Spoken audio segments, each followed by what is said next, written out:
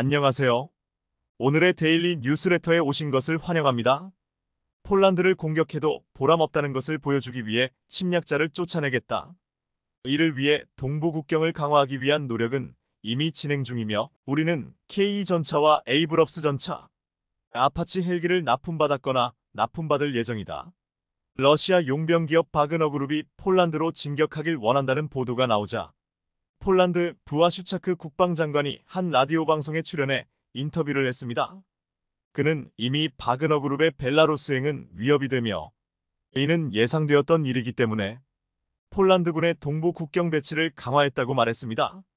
여기서 부아슈차크 부총리는 이미 폴란드 벨라루스 국경을 불안정하게 만들기 위한 행위는 2년째 진행 중이라며 루카센코 정부가 한 난민 밀어내기가 그 사례라고 지적했습니다. 지금 푸틴은 벨라루스에서 바그너 그룹을 앞세워 폴란드와 리투아니아 국경을 따라 이어지는 100km의 수바우키 회랑을 노리고 있는 것으로 관측되고 있습니다. 이곳은 인구가 희박한 숲지역이 대부분이기 때문에 불시에 쳐들어간다 해도 미국을 위시한 나토 회원국들이 세계대전의 위험을 안고 뛰어들지 않을 거란 생각을 한다는 것입니다. 하지만 이 지역을 바그너 그룹과 벨라루스가 쉽게 침범할 수 없을 것이라고 했는데 여기에는 최근 유럽에서 가장 강력한 군대를 만들고 있다는 폴란드가 있기 때문입니다. 슬로바키아 매체 프라우다는 24일 폴란드는 유럽에서 가장 강력한 군대를 만들고 있습니다. 이미 독일이나 프랑스보다 더 많은 탱크를 보유하고 있습니다라는 제목으로 집중 기사들 보도했습니다. 이 매체는 폴란드는 유럽에서 가장 강력한 지상군을 보유하게 될 것이다. 그 당시 누군가는 그런 거대한 계획에 대해 크게 비웃곤 했습니다. 하지만 폴란드가 수백에서 수천 개에 이르는 여러 종류의 군사장비를 구입하겠다고 발표하자 모두의 미소가 사라졌습니다. 또한 배송 시간이 최대한 단축되도록 전략적으로 선택했습니다라고 표현했습니다. 이 매체는 폴란드가 구입한 무기를 사진을 나열하며 그 아래 숫자를 표기했는데 대표적인 무기 4개의 태극기가 그려져 있고 가장 많은 수량이 체크되어 있었습니다. 슬로바키아는 자신들도 한국의 무기 박람회에 참가해서 전투기나 드론 등 무기를 찾고 있었는데 지난해 야로슬라프 나드 국방부 장관이 한국에 가서 KE 전차 등을 보고 놀랍다며 인터뷰까지 했습니다. 분명 폴란드도 자신들처럼 박람회에 참가하며 한국 무기에 관심을 보이는 것은 비슷했는데 폴란드는 수준이 달랐습니다. 전차 1000대에 자주포 672문 등 상상할 수 없는 엄청난 계약을 했다고 놀라워했습니다. 폴란드가 최초 유럽에서 가장 강력한 지상군이 되겠다고 할 때 마냥 비웃었던 프랑스와 영국이 지금 얼마나 당황해하는지 한 프랑스 언론의 기사를 통해 알 수 있었습니다. 프랑스 유력 신문 레제코는 24일 한국과 폴란드 국방부 장관이 K9 자주포 시험 발사 후 악수를 하는 장면의 사진을 내걸며 세계 국방의 새로운 강국 대한민국이라는 제목의 기사를 보도했습니다. 이 매체는 폴란드 두다 대통령이 러시아의 가능한 침략을 방지하기 위해 무기 주문을 늘리고 있다며 오랫동안 독일, 미국, 영국 또는 이스라엘로부터 무기를 도입하고 있던 폴란드가 소련시대의 무기를 서둘러 교체하기 위해 서울로 눈을 돌려 군대의 화려한 현대화를 조율하고 있다고 말했습니다. 폴란드가 2021년부터 한국으로부터 총 125억 유로 이상의 장비를 주문했다며 이 계약들은 한국을 무기 판매국 세계 순위를 끌어올린 가장 중요한 계약들이었다고 했습니다. 레제코는 한국이 지금과 같은 세계적인 무기 판매국이 된 데는 1969년 주한미군 철수를 요구한 닉슨 독트린 발표가 주요했다고 설명했습니다. 한국 정부는 당시 미국 같은 동맹국에만 의존할 수 없다는 사실을 알게 되면서 미군을 위한 장비를 라이센스 하에 생산하는 과정에서 습득한 노하우로 국방과 관련된 민간 산업이 독립적인 무기 생산 시스템을 구축하는 데 협력하도록 밀어붙였다고 했습니다. 결국 미국의 유럽 동맹국들이 냉전 이후 군사 인력과 무기 생산 능력을 줄인 반면 한국은 정치적인 색깔에 관계없이 여전히 위협적이고 핵까지 가지고 있는 북한을 상대하기 위해 군사개발 노력을 지속했다고 했습니다. 이러한 수십 년간의 공공전략에 힘입어 몇몇 한국의 대기업은 점차 수출이 가능한 주요 생산자가 되었다며 1970년대 말 첫 해외 판매를 마치고 2000년대에 본격화한 한화는 폴란드 외에도 터키, 인도, 핀란드, 에스토니아, 이집트, 호주 등 전 세계 12개 국군에 K9 자주포를 판매했다고 했습니다. 또한 천무 로켓 발사기는 폴란드와 아랍에미리트에서 사용되고 있고 지금 루마니아와 노르웨이가 관심을 보이고 있다고 말했습니다. 레제코는 이제 모든 방산 입찰에서 한국의 대기업은 두려운 존재가 되었다며 영국 킹스 컬리지 교수 라몬 파체코 파르도 교수의 말을 빌어 한국은 경쟁사에 비해 적어도 3가지 이점이 있습니다라고 말했습니다.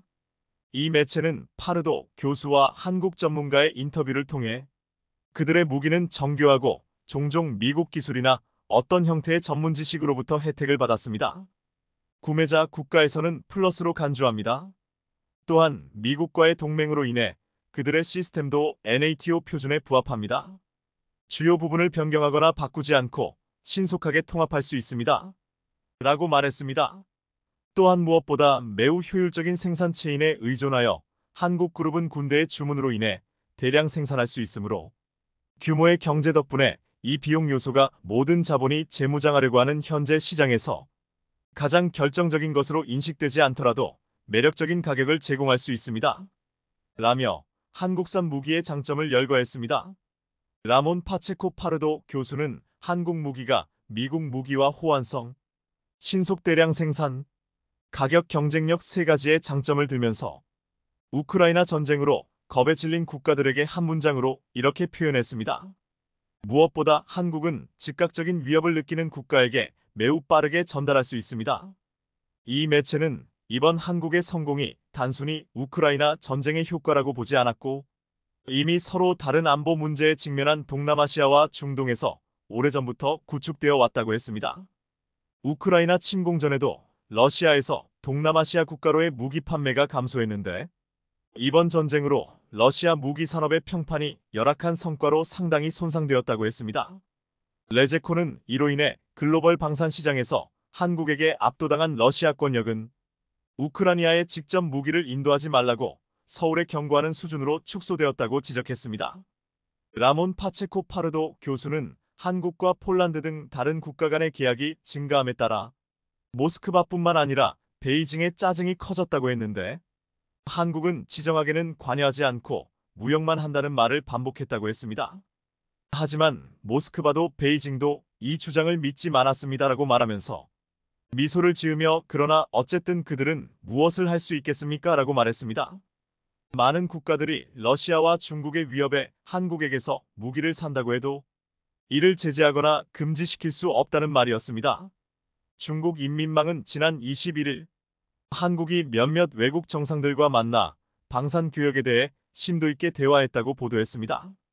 이후 폴란드와의 정상회담도 있었고 몇몇 최신 기술 관련 협력 각서를 비롯한 방산 협력을 논의했다며 한국의 방산 수출 행보를 극히 경계했습니다. 지금 이번에 한국 관련 기사를 보도한 슬로바키아를 비롯해 루마니아와 동유럽 국가들은 폴란드가 보여준 길을 따라가려고 하고 있습니다. 한국산 무기를 빠르게 도입해 러시아의 위협에 공동 대응하는 것입니다. 러시아가 흑해 곡물 협정 파기 이후 우크라이나의 주요 곡물 수출항을 공습 중인데 24일 러시아군이 나토 회원국인 루마니아와 200m 인접한 다뉴브강 항구 시설을 폭격했습니다. 200m만 비껴나가면 나토를 공격하는 상황이 될 수 있는 순간이었습니다. 지금 분위기는 언제라도 나토 방향으로 확전이 될 수도 있다는 것입니다.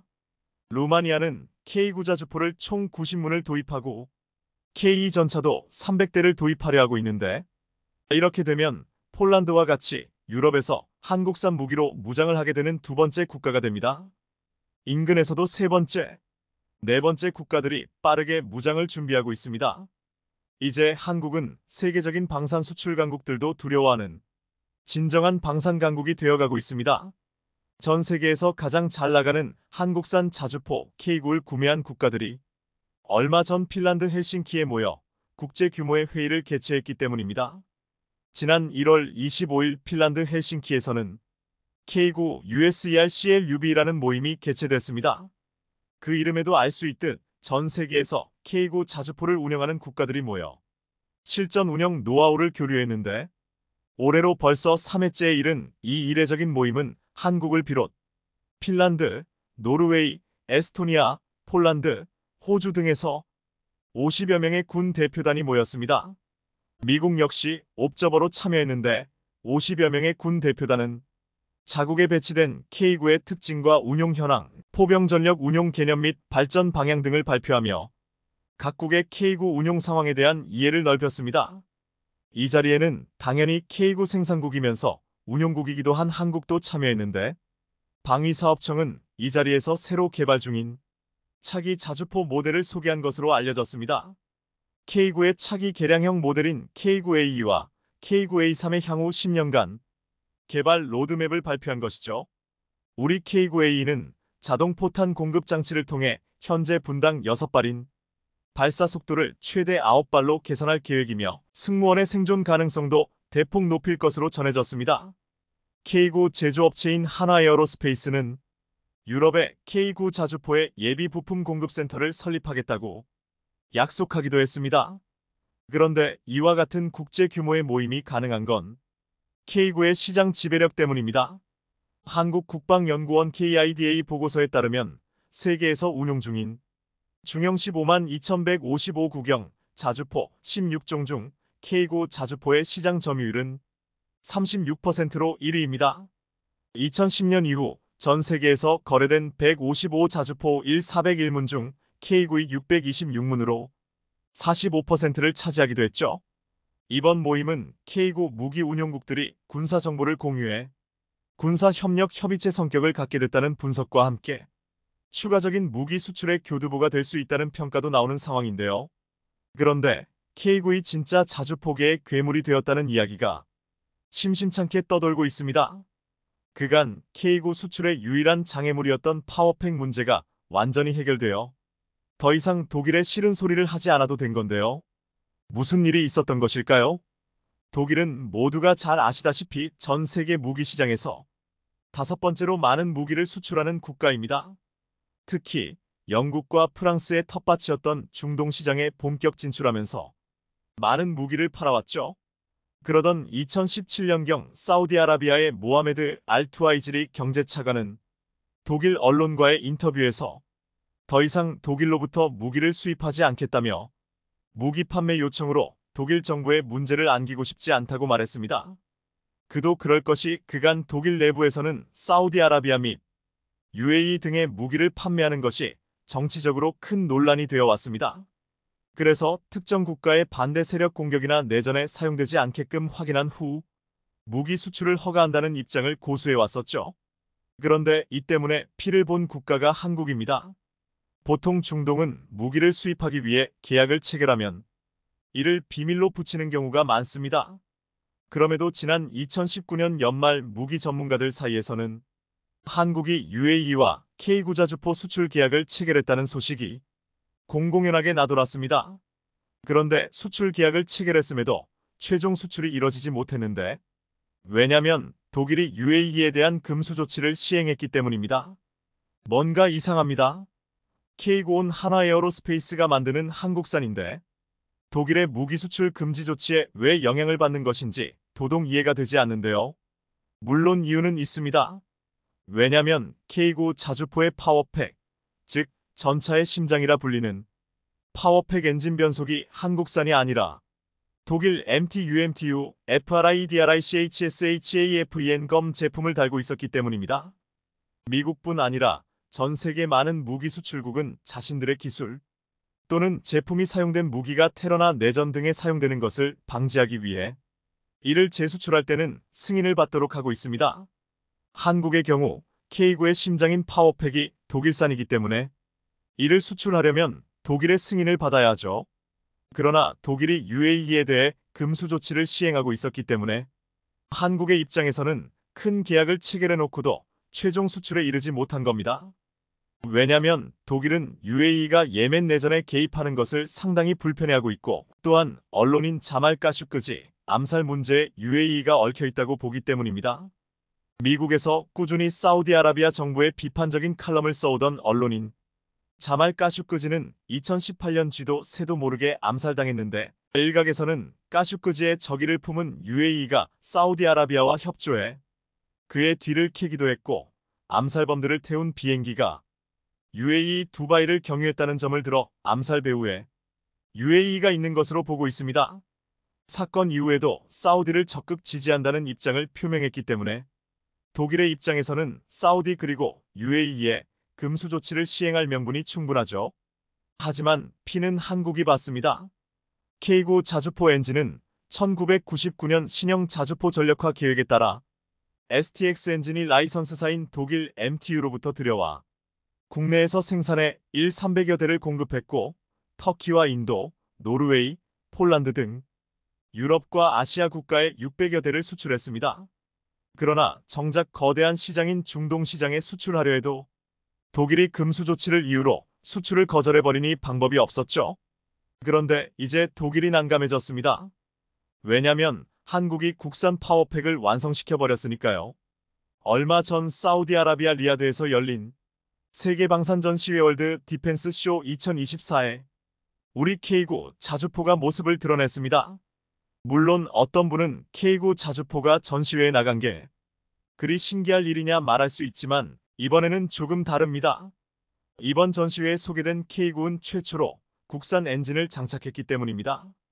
STX 엔진이 K9 자주포용 1력마력 엔진 부품의 국산화에 성공한 건데요. 이 엔진의 핵심 기술은 크게 두 가지입니다. 하나는 11로 호환할 수 있는 설계 기술입니다. 1000마력급 엔진의 기본 성능 및 핵심 부품에 대한 세계 최고 수준의 기술을 확보했으며 K9 개발 엔진 성능 평가를 통해 독일 MTU 엔진과 비교해 동등 이상의 엔진 성능임을 입증하기도 했습니다. 뿐만 아니라 K9 자주포 외에도 K10 탄약 운반차, AS-21 레드백 보병 전투 차량 등에도 전부 호환이 가능해 경제적 가치가 상당히 높아졌습니다. 또 하나는 부품의 국내 개발을 통한 기술 독립입니다. 그간 MTU 파워팩을 썼기 때문에 중동으로의 수출에 제약을 받아왔지만 이제 기술 독립에 성공했기 때문에 K9의 중동 수출을 가속화할 것이라는 의견이 지배적인데요. STX 엔진 관계자는 디젤 엔진을 사용하고 싶어하는 국가들이 여럿 있다. 중동 지역을 포함해 다양한 지역에 수출된다면 최소 0대 이상의 수출 물량 확보가 가능하다고 분석하기도 했는데요. 그런데 지금 이 파워팩에 기대를 품는 국가들이 꽤 있습니다. 일례로 중동 지역에서 K9의 기술 도입 생산 중인 티르키예의 T155FIRTINA 프르트나는 독일제 파워팩을 장착하고 있는데 독일의 수출 규제로 꼴머리를 앓고 있습니다.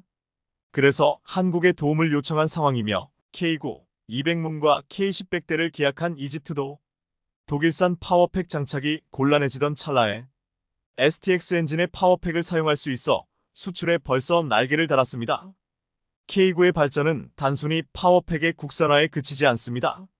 사거리를 대폭 연장할 수 있는 탄이 개발되었기 때문인데요. 우리 군은 최근 기술 발달로 작전 반경이 대폭 확대되어 포병 사거리를 늘릴 필요성이 커졌고 이를 통해 유사시 내륙의 적군이 전선으로 이동하는 것을 저지해야 하는 상황에 자주포 성능 강화가 필요한 상태였습니다. 이에 지난 2월 6일 방위사업청은 대전 풍산연구원에서 155 사거리 연장탄 사업의 체계 개발 종료 회의를 열었습니다. 이 사업은 K9 K55A1 자주포에서 쓰는 고폭탄의 사거리를 늘리는 신형 포탄을 만드는 것으로 2014년 개발이 결정되었는데요. 작년 8월 전투용 적합 판정 이후 12월에 국방규격이 제정돼 체계 개발을 성공적으로 마쳤죠. 방사청에 따르면 155 사거리 연장탄은 군이 운용 중인 항력 감소탄과 로켓 보조 추진탄의 추진제를 복합 적용해 K9 자주포의 최대 사거리를 현재보다 30% 이상 연장할 수 있다고 하는데요. 좀 더 자세히 알아볼까요? 사거리 연장탄은 자주포의 사양을 바꾸지 않고도 포격 범위를 넓히는 효과가 있습니다. 우리 육군 자주포는 TNT가 실려있는 KM107, 549일, K307 포탄을 쓰고 있습니다. 이 중에서 K307은 항력 감소 고폭탄 BBHU로 불리는데 포탄이 날아갈 때 발생하는 항력을 줄이는 방식으로 사거리를 연장할 수 있습니다. 이를 통해 K9는 최대 사거리를 41km까지 늘린 것이죠. 신형 사거리 연장탄은 이보다 더 먼 곳까지 K9이 타격할 수 있도록 합니다. 포탄을 쏘면 항력 감소 추진제가 먼저 연소하면서 포탄의 항력을 줄이고 12초 후엔 로켓 보조 추진제가 연소해 포탄의 비행 속도를 높이게 됩니다. 이를 통해 사거리를 늘릴 수 있게 된 것이죠.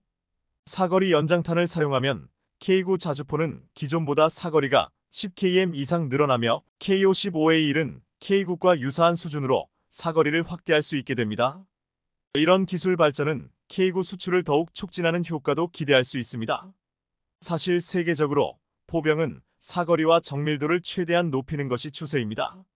미국이 사거리가 7130km에 이르는 M1299 자주포를 만들었고 러시아도 사거리 70km인 ES-35 칼리차 SV 자주포를 개발했습니다.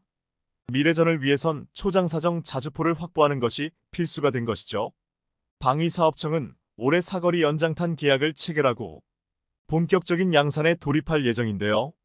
엄동환 방위사업청장은 축전을 통해 이번 155 사거리 연장탄 개발 성공은 우리 군 포병 전력 중강은 물론이고 전 세계 155 자주포를 운용하는 국가뿐만 아니라 K9 자주포와 연계한 수출을 적극 추진할 수 있을 것이라고 밝히기도 했습니다.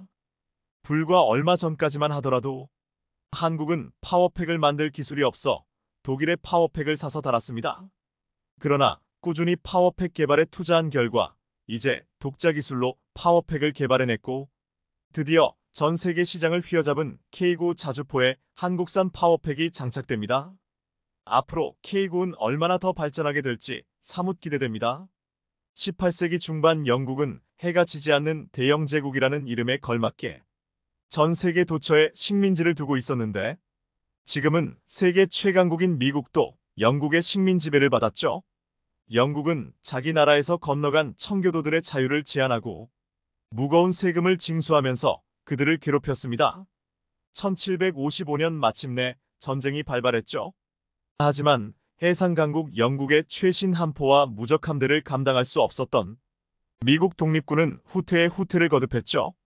미국이 후퇴의 후퇴를 거듭할 때 데이비드 부시넬 데이비드 부슈널 1742-1824이라는 젊은이는 해안을 점령하고 포대를 구축한 영국 함대를 바라보며 깊은 고민에 빠졌습니다. 바닷속으로 들어가 적의 군함을 폭파시킬 수는 없을까? 라며 머릿속에는 온통 어떻게 영국 군함을 없앨 수 있을까만 고민했죠. 상상에 상상을 거듭하다 그는 바닷속으로 숨어 움직이는 배가 있다면 이길 수 있다는 결론에 다다릅니다. 그러다 그의 눈앞에 무심히 떠내려가는 술통을 보았죠. 통 속에는 약간의 물이 차 있어 파도에 밀리며 물 위에 뜨기도 하고 가라앉기도 했는데 그 통을 본 부시넬은 유레카를 외쳤습니다. 저런 나무통에 사람이 들어갈 수 있다면 수면 아래로 가라앉고 싶을 때는 통 속에 물을 넣고 수면 위로 뜨고 싶을 때는 물을 적당히 빼면 그가 꿈꾸던 바닷속으로 숨어 움직이는 배를 만들 수 있을 것 같았습니다. 그렇게 몇 번의 시행착오 끝에 계란을 세워놓은 것 같은 타원형 배를 만들었습니다. 조그만 이 배는 안쪽과 위쪽에 추진기를 달고 있었고 그 속에서 사람이 조종할 수 있도록 설계되었는데요. 배의 뒤에 달린 키를 움직여 방향을 조종하고 두 발로 배 밑바닥 핸들을 돌려 물의 양을 조절해 배를 뜨게 하거나 가라앉게 했죠. 이것이 바로 인류 최초의 잠수함 터트로입니다. 비록 영국 군함을 폭파시키는 데는 실패했지만 영국군의 사기를 저하시키는 역할을 했습니다. 이후 터트로는 빠른 속도로 개량 발전되어 오늘날과 같은 최첨단 잠수함의 시대를 열었는데요. 사실 잠수함은 전 세계 전쟁사에서 절대 빠질 수 없는 게임 체인저가 됐습니다. 전투기, 전함, 미사일, 탱크 등등 최첨단 무기들이 등장하면서 무기의 양과 질은 곧 전쟁의 승패를 가르는 존재가 됐습니다. 한국이 미국과 전쟁을 벌인다면 객관적인 전력으로 필패가 확실합니다. 무기의 양과 질에서 차이가 확연하니까요. 그런데 전쟁에서 약소국이 강대국을 때려잡을 수 있는 유일한 분야가 있는데 바로 잠수함입니다.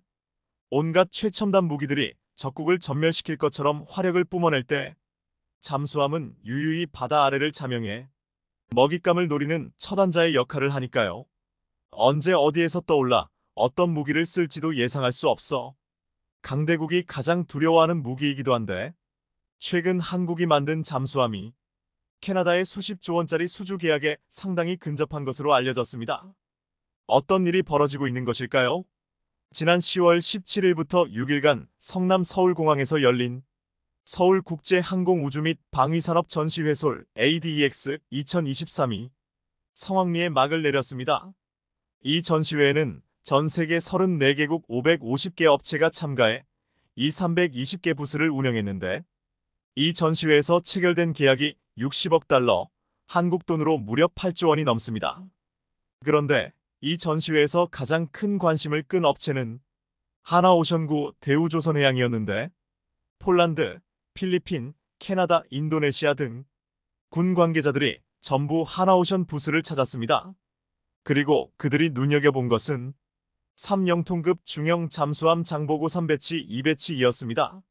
하나오션의 차세대 잠수함 장보고 3배치 2의 가장 큰 특징은 리튬이온 배터리 기반 공기분료 추진체계 AIPAIR 인디펜던트 프로팔션을 탑재했다는 점인데, 리튬 배터리의 특징은 무게는 가볍지만 에너지의 밀도가 높아 장기간 장거리 잠행이 가능하다는 것입니다.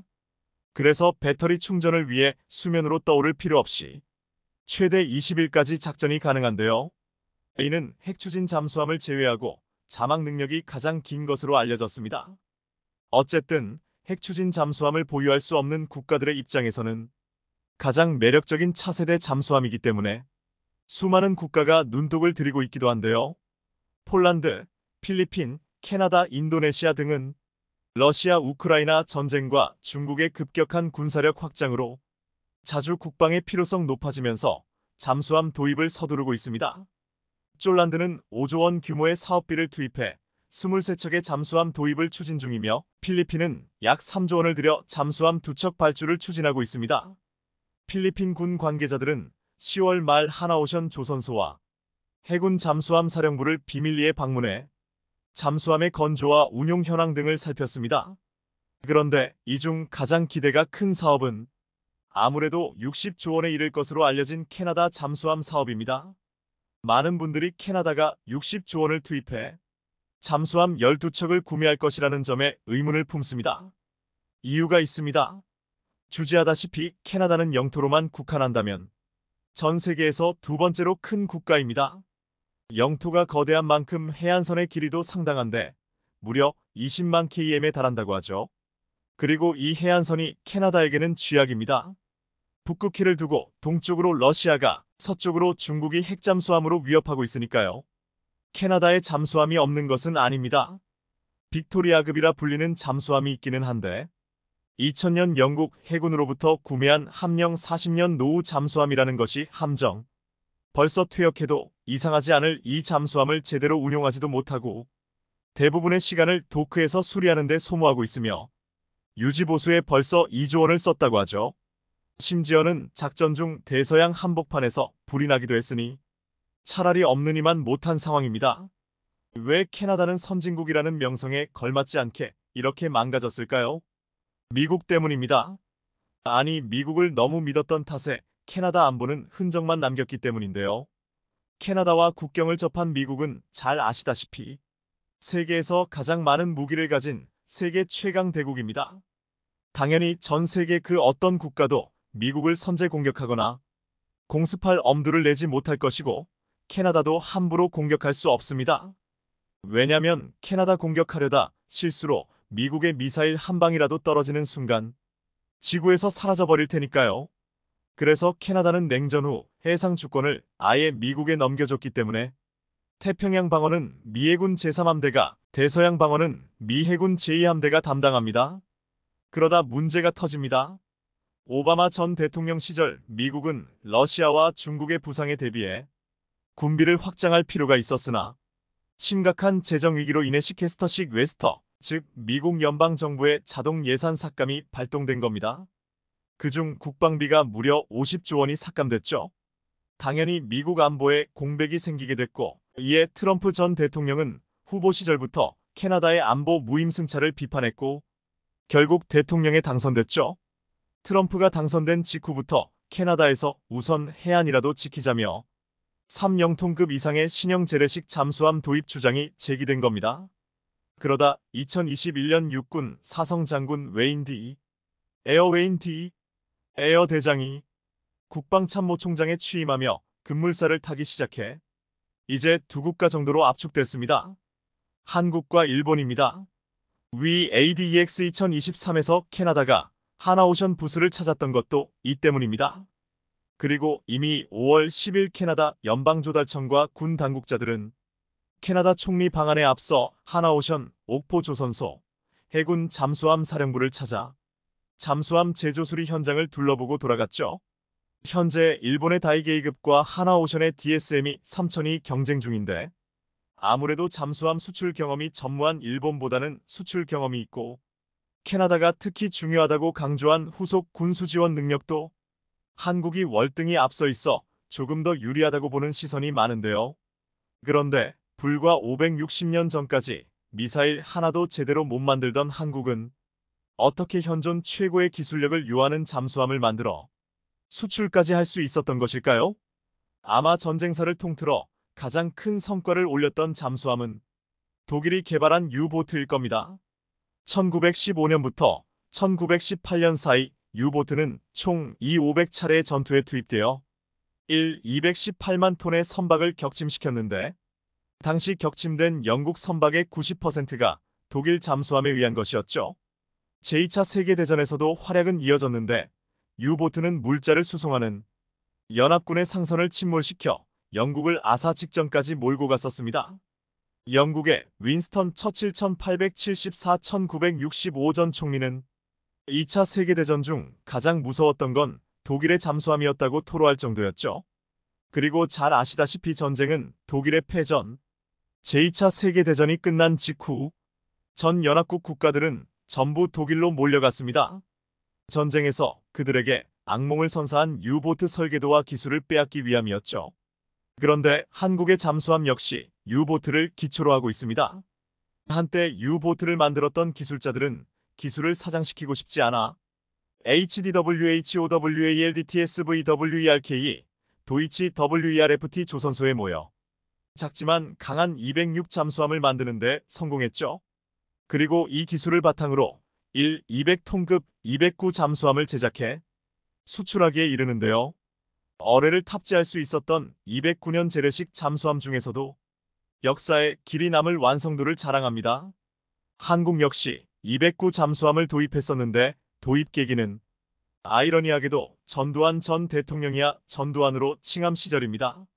1983년 아웅산을 방문했던 전두환은 예상치 못한 북한의 공격을 받습니다. 충격에 빠진 그는 당장 두 가지 국방정책을 천명했는데 하나는 박정희 전 대통령이야 박정희로 칭함이 시작했다가 전두환이 중단시킨 현무미사일을 완성시키는 것, 또 다른 하나는 잠수함을 만들자는 것입니다. 어느 국가든지 수출을 목적으로 하지 않는 이상 무기 개발은 극비사항을 취급하기 마련인데 한국이 1983년에 독자 개발한 150톤급 돌고래 잠수함 역시 극비리에 개발됐습니다. 이 사실은 현재까지도 공식적으로 공개된 적이 없기도 합니다. 그러나 150톤급 소형 잠수함으로는 작전에 한계가 있어 결국 독일과 비밀리에 209 잠수함 도입 협상을 진행하는데 이 사실이 미국 귀에 흘러들어갑니다. 이에 쿠데타로 정권을 잡은 자신을 인정해준 미국의 심기를 거스를 필요는 없다 생각해 잠시 중단했다가 1987년 임기 말 다시 추진해 1987년 HDW로부터 209 잠수함 3척을 도입하게 됩니다. 그리고 마침내 1992년 HDW를 출발한 첫 잠수함이 한국에 도착했는데 이것이 한국의 잠수함 1번함이고 해상왕 장보고의 이름을 따 장보고함으로 명명했습니다. 1번함은 독일에서 2번, 3번함은 옥포대우조선소에서 건조됐고 이후 이 기술들을 바탕으로 한국이 독자 개발한 잠수함들도 전부 장보고로 시작하는 겁니다. 한국 기술로 독자 설계 및 개발한 잠수함 중 한국의 잠수함 기술을 세계에 널리 알린 것은 단연 도산 안창호함 장보고 3 배치 1입니다. 2021년 8월 취역하면서 미국, 영국, 프랑스, 일본, 인도, 러시아, 중국에 이어 세계 8번째로 3영톤급 이상 잠수함을 독자 개발한 나라가 됐죠. 소형부터 중형까지 독자 설계 건조 수출이 가능한 국가로 발돋움했을 뿐 아니라 무장체계까지 전부 국산화를 이뤄냈는데요. 경어뢰, 대형어뢰, 잠대함 및 잠대지, 순항미사일, 수직발사 시스템까지 전 세계적으로도 이를 성공한 나라는 고작 3개에 불과합니다. 도산 안창호함은 디젤 잠수함 중 세계 최대 크기인 3형통급으로 기뢰, 어뢰, 유도탄 등 다양한 무장 탑재가 가능하고 해상 및 지상 핵심 표적을 정밀하게 타격할 수 있습니다. 특히 장비의 국산화율이 기존 장보고급 33.7%와 손원 1급 38.6%보다 2배 증가한 76%에 이르는데, 이를 통해 수출 시 문제가 될 수 있는 지적재산권 및 수출 규제 등의 문제에서 자유롭습니다. 이로써 1조 4영억에 달하는 외화 유출을 절감시킬 수 있죠. 이 잠수함의 가장 큰 장점은 아무래도 디젤 잠수함 중 전 세계에서도 유례없는 SLBM 발사가 가능하다는 점인데요. 한 국가를 멸망에 이르게 할 수도 있는 탄도미사일의 경우 어떻게 운반하느냐에 따라 공중에서 투하하는 ALBM, 지상에서 발사하는 ICBM, 잠수함에서 발사하는 SLBM으로 구분됩니다. 그중 SLBM이 가장 위협적인데, 왜냐면 심해를 잠수하다 어느 순간 수면으로 올라와 미사일을 쓸 수 있기 때문입니다. 사실상 대응이 불가능하죠. 적국 입장에서는 SLBM의 존재 자체로 굉장히 껄끄럽고 불안하기 마련인데, 도산 안창호함은 SLBM 발사대를 6대나 갖추고 있죠. 그리고 지난 2021년 9월 15일에는 SLBM 발사를 완벽히 성공시키는 모습을 전 세계에 공개 과시했죠. 잠수함에서 솟구친 미사일은 400km을 날아 목표 지점에 명중했는데, 이로써 한국은 세계에서 7번째로 SLBM 발사에 성공한 국가가 됐습니다. 사실 SLBM은 고도의 기술력을 갖추지 못하면 절대로 성공할 수 없습니다. 수중에서 엄청난 힘과 함께 발사되기 때문에 지면에 버금가는 지지대 역할을 해줄 잠수함이 필요하고, 또한 수면 위로 쏘아 올렸을 때 제대로 사출되지 않으면 승조원들의 목숨이 위험합니다. 그래서 SLBM은 물속에서 압축 공기로 미사일을 수면 위로 쏘아 올린 후 수면 밖에서 점화시키는 기술, 즉 콜드 론치가 핵심인데, 한국은 이 모든 것을 성공시켰습니다. 단일의 오차로도 발사에 실패하게 되는 것이 SLBM인데 성공시킨 겁니다. 미국 잠수함 전문가 서튼은 자신의 블로그에 한국이 공개한 도산 안창호함은 미사일 능력의 새로운 여명을 예고하는 것일 수도 있다고 평가하기도 했는데요. 제2차 세계대전에서 잠수함은 필요시 잠수하는 존재였으나 이후 필요시 부상하는 잠수함으로, 지금 현재는 부상하지 않는 잠수함으로 발전했습니다. 아직 한국은 여러 사정상 핵잠수함을 보유할 수 없는 상황이기는 하지만 앞으로 얼마나 더 무서운 괴물들이 등장할지 기대됩니다. 올해 개봉한 중국의 영화 장공지왕은 중국판 탑건, 이른바 짭건으로 불린 영화입니다. 대략의 스토리는 미국의 F-35 전투기가 중국 선박을 위협하자 챙두 제-10으로 추격한 주인공 레이유는 적기를 무리하게 추격하다 기체 손상을 당합니다. 중국은 F-35에 대항하고자 챙두 제-20이라는 5세대 스텔스기를 개발했고, 레이유는 이 기체의 조종사로 투입됩니다. 개발 시험용 훈련기 기체는 엔진 문제로 트러블이 발생하여 시험비행 조종사 팅이 추락으로 사망하고, 레이유는 남아 프로그램을 완성하기로 다짐하는데요. 엔진을 탑재한 제-11이 셋대와 충돌해서 살아남고, 이로써 기체가 양산될 수 있다는 것을 증명합니다. 이런 우여곡절 끝에 개발된 제-20 기체로 드론들을 격추시키고 F-35를 쫓아내어 중국 공군의 자존심을 세웁니다. 즉 중국의 제-20 전투기로 미국의 F-35를 쫓아낸다, 이런 내용입니다. 한마디로 거의 판타지에 가까운 스토리를 가진 영화인데요. 이 영화는 개봉이 한 차례 미뤄졌는데 탑건이 매버릭이 높은 완성도로 흥행에 성공하자 장공지왕의 CG와 그래픽이 너무 허접해 제작업을 위해 개봉을 미뤘다는 이야기가 있습니다. 짝퉁이지만 중국이 개봉을 미루면서까지 정성을 들인 이유는 이 영화를 제작한 곳이 바로 중국 공군이기 때문입니다. 예상대로 이 영화는 중국 내에서만 흥행에 성공하며 집안잔치로 마무리를 짓게 됩니다. 그렇다면 중국의 최신형 스텔스기 제-20의 진짜 성능은 어느 정도일까요? 중국은 제-22, 미국의 F-22, F-35에 이어 전 세계에서 세 번째로 실전 배치된 5세대 전투기라며 상당히 자부심을 갖고 있지만, 제-20이 어떻게 개발되었는지를 알면 그 실체를 파악할 수 있습니다. 제-20은 중국이 1990년대 개발을 시작해 2008년 이후 스촨성의 항공기 제조사인 청두항공기공업그룹이 제조하는 5세대 전투기로 미국의 F-22와 F-35에 맞서기 위해 개발된 것입니다. 그런데 J-20은 중국이 미국의 스텔스 기술을 탈취해 카피한 전투기라는 오명이 있습니다. 2011년 1월 15일 미국 법무부는 하와이에 거주하는 스텔스 관련 기술자 나시르 고아디아에게 징역 32년을 선고했습니다. 고아디아는 방위산업체인 노스롭에서 스텔스 폭격기인 BEA 스피릿의 개발에 참여해 독특한 추진 시스템에 대한 연구를 해왔는데요. 미국 검찰은 고아디아가 6차례에 걸쳐 중국 본토를 방문해 중국 측의 테스트를 도와주거나 결과를 분석해주는 등의 방법으로 중국이 개발 중인 스텔스 순항 미사일의 배기 시스템에 도움을 줬다고 발표했습니다. 또한 미국 법무부는 고아디아가 체포 당시까지 중국 정부로부터 최소한 11만 달러 1억 2천만 원을 받았다고 밝히면서 이외에도 기밀로 분류되던 BEA 폭격기 관련 정보를 넘겨주거나 돈 세탁, 탈루 등의 혐의에 대해서도 유죄가 인정되었다고 밝혔습니다. 전문가들은 중국의 J-20도 이와 같은 경로를 통해서 미국의 스텔스 기술이 중국으로 유출되어 중국이 개발할 수 있었을 것이라고 추정합니다. 일각에서는 J-20에 들어간 스텔스 기술은 옛날 격추된 적이 있었던 F-117의 잔해를 조사하여 제작되었다고 주장하기도 합니다. 한편으로는 방위산업 관련자나 군사 전문가들은 격추된 F-117의 기술이 유출되었을 가능성보다는 미그 MFI의 기술이 대부분 계승된 것이 지금의 J-20일 것이라고 주장하기도 합니다. 결국 J-20은 여기저기서 기술을 모아 카피한 전투기인데요.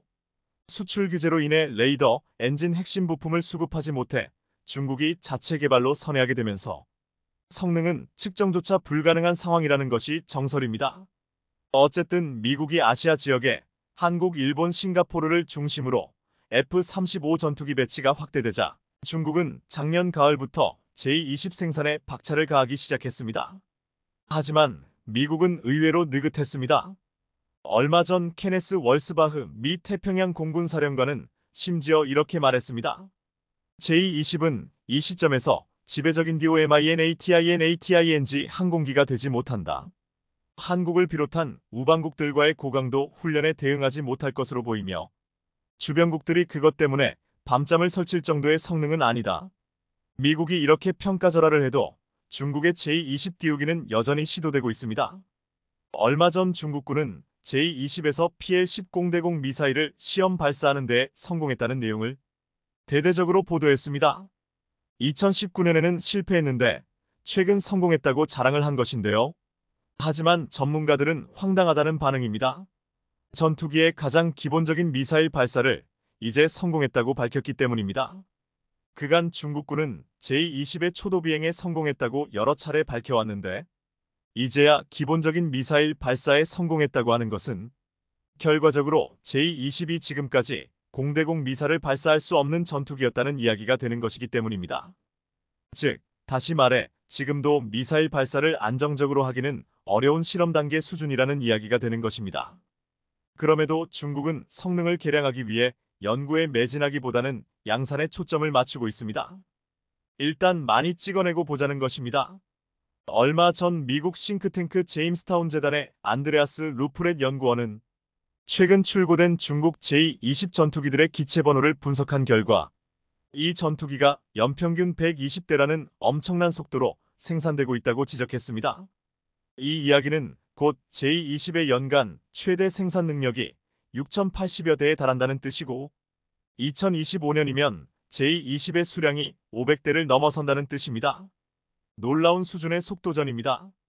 반면 미국은 2023회계연도 예산으로 공군의 군해병대용 F-35 전투기 61대를 구매했는데요.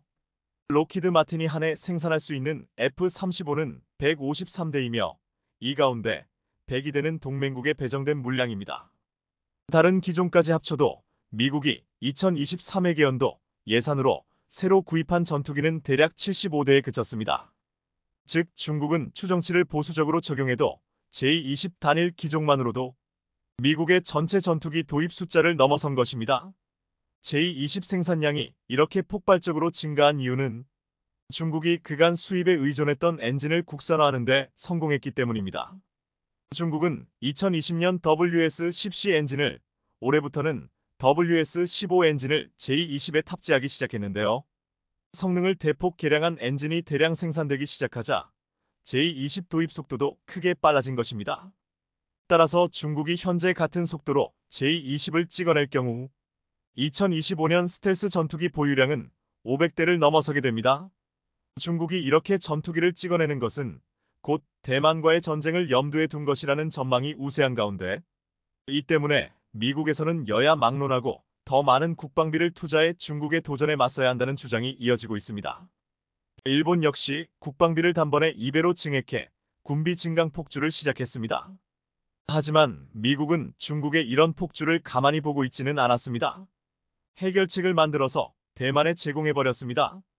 미국이 5억 달러 규모의 F-16 전투기용 적외선 탐색 추적 장비 IRST를 대만에 판매하기로 한 겁니다. 중국은 이 발표가 나온 다음 날 전투기와 전폭기, 조기 경보기, 무인기 등을 대거 대만 해협에 보내 한바탕 무력 시위를 벌였습니다. 또 중국 외교부와 국방부 대변인도 강경한 어조로 미국의 대만에 대한 추적 장비 판매를 취소하라고 요구했습니다. 중국이 왜 이렇게 민감하게 반응한 것일까요? 이유는 미국의 대만에 팔기로 한 장치, 즉 F-16에 장착되는 적외선 탐색 추정 장비가 중국 스텔스 전투기 j-20을 탐지할 수 있기 때문입니다. 중국은 그동안 수시로 j-20을 대만 해협에 출동시켰고 j-22 대만섬을 내려다보는 화면을 여러 차례 공개했습니다. 대만 방공 레이더가 j-20을 탐지할 수 없다는 점을 부각해 대만 공군의 사기를 꺾어놓겠다는 전술을 쓴 것입니다. 이에 대만 공군은 작년 11월 구형 F-16AB를 개량한 최신형 F-16V64대를 실전 배치했습니다.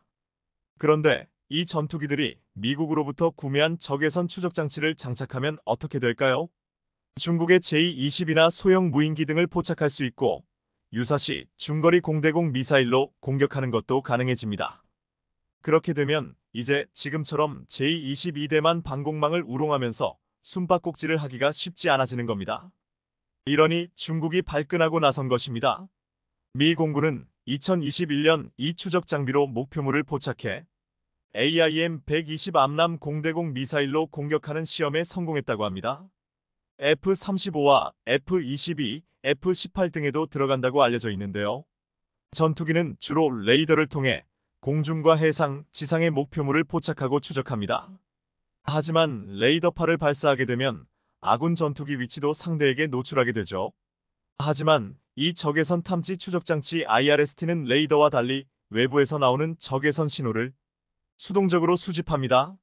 스스로 신호를 내보내지 않는 만큼 위치 추적 사실을 숨길 수 있죠. 또 레이더와 달리 전자전 교란에도 영향을 받지 않는다고 합니다. 스텔스기는 레이더에 노출되는 기체 면적을 최소화해 위치를 숨기지만 엔진 배기구 등에서 나오는 열까지 완전히 제거할 수는 없습니다. 이 엔진 배기열 등을 통해 상대편 전투기를 포착하는 장비가 바로 IRST인 것입니다. 미국이 대만에 제공할 것으로 예상되는 IRST-21은 탐지거리가 7080km로 원거리에서 j-20을 포착해 공대공 미사일로 공격할 수 있다고 합니다. 미국은 사실 중국을 의식해 그동안 대만에 대한 최신 전투기와 장비 판매를 꺼려왔습니다. 워낙 군사력 차이가 큰 만큼 정면 대결을 하는 것보다 중국군의 대만 상륙저지에 유용한 대한미사일 등 비대칭 무기를 대량 비축할 것을 권고해왔습니다. 그랬던 미국이 IRST를 공급하는 쪽으로 입장을 바꾼 건 유사시 대만 공군 전력을 최대한 활용하겠다는 의도로 보입니다. 이번 무기 판매는 2021년 조 바이든 대통령 취임 이후 1첫 번째입니다. 과거 12년에 한 번씩 팔았는데 이제는 1년에 34회꼴로 무기를 제공하고 있습니다. 중국의 대만 침공이 가까워진 것으로 보고 대응 강도를 한껏 끌어올리고 있는 것인데요. 중국이 아무리 전투기를 찍어내는데 꼴모래도 이처럼 미국의 첨단 시스템을 만들 수 없는 한 두 나라의 격차는 쉽게 좁혀지기 어려울 것입니다. 시청해주셔서 감사합니다.